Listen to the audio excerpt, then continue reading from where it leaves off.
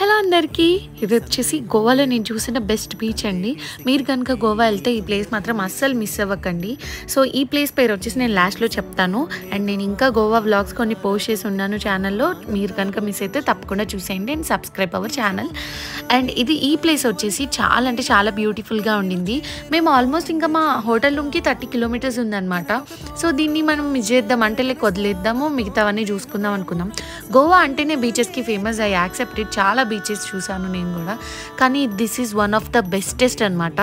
ఇది మాత్రం అస్సలు మిస్ చేసుకోవద్దు. బీచ్లో దిగనికేం ఉండదు, జస్ట్ సైట్ సీయింగ్. చాలా పెద్ద మౌంటైన్ మీద నుంచి కింద బీచ్ అంతా కనిపిస్తుంది అనమాట. చాలా పెద్దగా ఉండింది అండి, చాలా అందంగా ఉండింది. నాకు చాలా బాగా నచ్చింది. ఇది వచ్చేసి కాబో ది రామా బీచ్ అండి.